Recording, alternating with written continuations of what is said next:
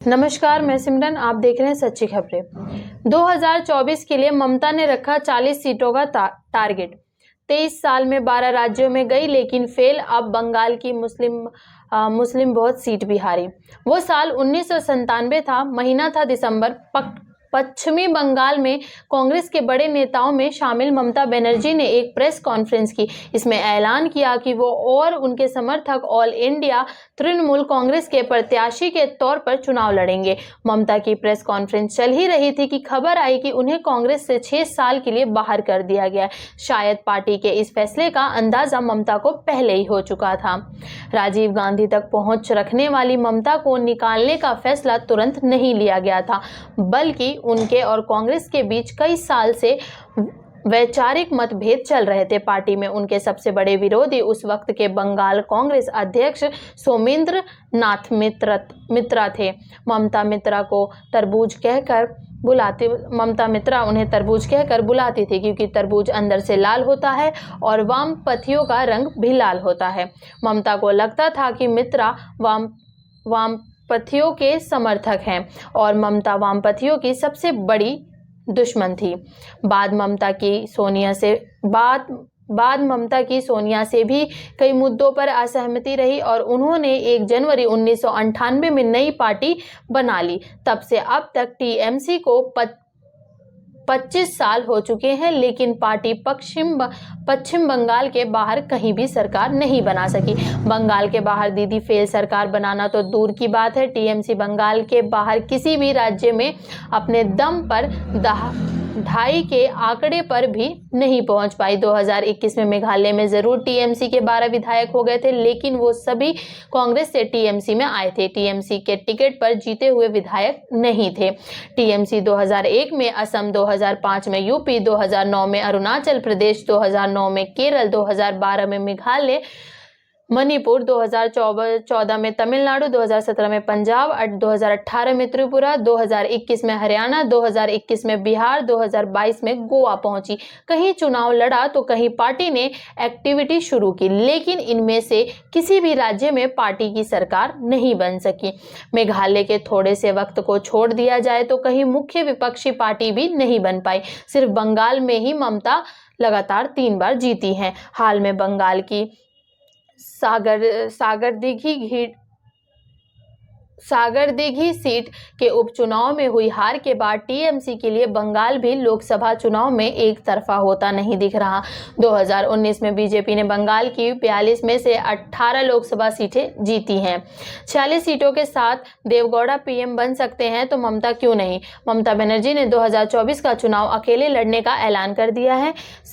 सागरदीघी में 23,000 वोटों से हार पर उन्होंने कहा कि ऐसा बीजेपी, सीपीएम और कांग्रेस के एक साथ होने से हुआ है। टीएमसी की ताकत के बारे में बताते हुए उसके state vice president Jayprakash Majumdar कहते हैं कि टीएमसी लोकसभा में 4थी सबसे बड़ी पार्टी है, राज्यसभा में 3री सबसे बड़ी पार्टी है, भारत में सबसे ज्यादा विधायकों वाली 3रे नंबर की पार्टी है। यूपी और महाराष्ट्र के पश्चिम बंगाल से ही सबसे ज्यादा 42 सांसद संसद पहुंचते हैं। ऐसे में पार्टी को उम्मीद है कि बंगाल में क्लीन स्वीप करने पर विपक्षी पार्टियों के बीच बड़ा रोल निभा सकती है।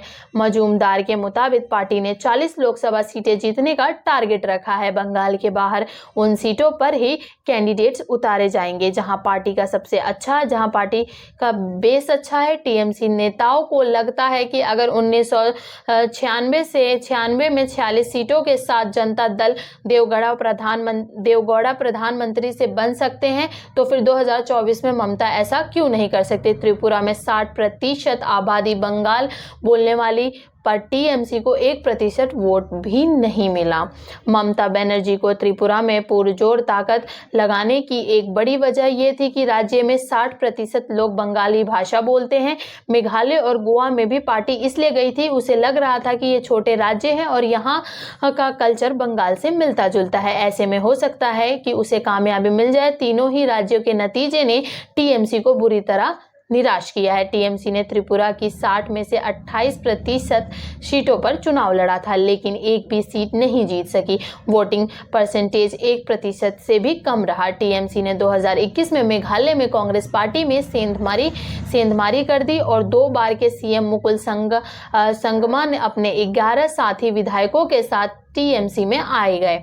इसके बाद टीएमसी मुख्य विपक्षी पार्टी बन गई। ऐसे में उसे पूरी उम्मीद थी कि 2023 में होने वाला विधानसभा चुनाव में पार्टी सत्ता में आ सकती है, पर मेघालय में पार्टी को महज 5 सीटें मिली, यानी कांग्रेस से जो 12 विधायक टीएमसी में शामिल हुए थे, उतनी संख्या तक भी टीएमसी नहीं पहुंच सकी। मैंने टीएमसी के state vice president Jayprakash Majumdar से पूछा कि बंगाल के बाहर आप हर जगह हार रहे हैं और दावा बीजेपी को सत्ता से हटाने का करते हैं। इस पर वे बोले कि दूसरे राज्य में जाकर पार्टी का एक्सपेंशन करना दुकान खोलने जैसा नहीं है कि गए और बिजनेस चालू हो गया। इलेक्टोरल सिस्टम है, इसमें लोगों को अपनी बात पहुंचाने और पैठ बनाने में वक्त लग सकता है। उन्होंने आगे कहा, मेघालय में हम बीजेपी से 3 सीटें ज़्यादा और कांग्रेस के बराबर सीटें लाए, जबकि पहली बार चुनाव लड़े थे। त्रिपुरा में लोकल इलेक्शन में हमें जीत मिली थी, 20% वोट मिले थे, लेकिन विधानसभा चुनाव बीजेपी बनाम कांग्रेस सीपीएम हो गया था। त्रिपुरा में हिल्स में तो बीजेपी को भी कामयाबी नहीं मिली, तो मैदानी इलाकों में ही जीत पाए। आने वाले टाइम में हम त्रिपुरा मेघालय में जरूर चुनाव जीतेंगे। क्या बंगाल के मुस्लिम भी ममता बनर्जी से नाराज है? 2021 में हुए विधानसभा चुनाव में सागरदिघी सीट टीएमसी के सबूत्र शाह ने 50,000 वोटों से जीती थी, लेकिन 22 महीने बाद ही यह सीट कांग्रेस के खाते में चली गई। कांग्रेस कैंडिडेट जीत का मार्जिन भी 23,000 वोटों का रहा। सागरदिघी में 64% मुस्लिम पॉपुलेशन है। ऐसे में सवाल खड़े हो रहे हैं, क्या बंगाल का मुस्लिम भी दीदी से नाराज चल रहा है? पश्चिमी बंगाल में मुसलमानों की आबादी 27% है और चुनाव जीतने में यह तब का बड़ा रोल प्ले करता है। अब तक मुस्लिम ममता बनर्जी को एक तरफा जिताते आए हैं। लोकसभा चुनाव के पहले ममता को मिल रहे संकेत ठीक नहीं लग रहे हैं। पश्चिमी बंगाल में बड़े लेवल पर करप्शन के मामले सामने आए हैं। टीचर्स रिक्रूटमेंट में हजारों टीचर्स सड़क पर बैठे हैं। हाई कोर्ट ने भी हायरिंग प्रोसेस में करप्शन होने की बात कही है। वीरभूमि में जो हिंसा हुई उसमें माइनॉरिटी कम्युनिटी के लोग भी मारे गए हैं। ममता सरकार में नंबर 2 रहे मंत्री से लेकर उनके खास अनुव्रत मंडल तक सलाखों के पीछे हैं। ऐसे में कहा जा रहा है कि ममता के लिए बंगाल को बचाना ही अभी सबसे बड़ी चुनौती है। कांग्रेस कभी लेफ्ट के साथ कभी खिलाफ यकीन कैसे करे? मजूमदार कहते हैं, मौजूदा भारतीय राजनीति में शरद पवार को छोड़ दिया जाए तो ममता बनर्जी के बराबर सीनियर और अनुभवी नेता कोई नहीं है। पीएम मोदी भी उनसे जूनियर है, क्योंकि ममता इंदिरा गांधी, राजीव गांधी के दौर से राजनीति कर रही हैं और नरसिम्हा राव सरकार में भी मंत्री रही हैं। वे आगे कहते हैं, मौजूदा दौर में कांग्रेस बिना किसी नीति राजनीति कर रही है।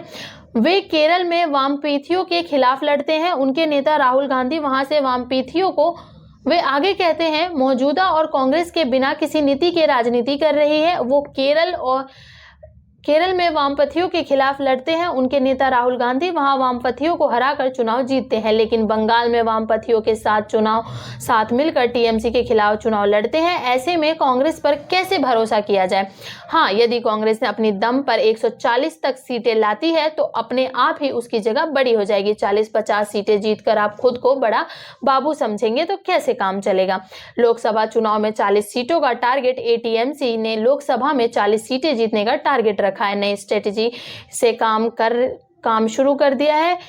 मजूमदार कहते हैं कि बीजेपी आज इतना मजबूत सिर्फ कांग्रेस की वजह से हुई है। कांग्रेस अपना काम सही तरीके से करती तो लोकसभा में स्थिति अलग होती। अब हम देख रहे हैं कि मध्य प्रदेश, छत्तीसगढ़, राजस्थान और कर्नाटक में कांग्रेस किस तरह से चुनाव लड़ती है।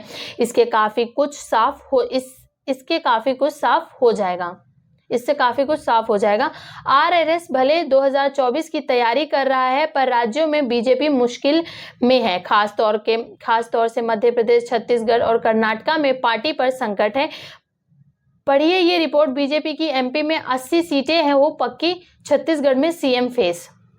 मध्य प्रदेश, छत्तीसगढ़ और कर्नाटक 3 राज्यों में जहां और बीजेपी अपने लिए मुश्किलें देख रही है। यहाँ सरकार बन ही जाएगी, पार्टी इसका दावा नहीं कर पा रही है, वजह भी दिख रही है, लेकिन लीडरशिप के पास कोई उपाय नहीं है। मध्य प्रदेश में पार्टी के सर्वे से पता चला कि सीटें 100 से कम ही रहेंगी और इतने में सरकार नहीं बन सकती। छत्तीसगढ़ में पार्टी के पास कोई सीएम फेस ही नहीं है। कर्नाटका में एंट्री इनकम्बेंसी का तोड़ नहीं मिल रहा है।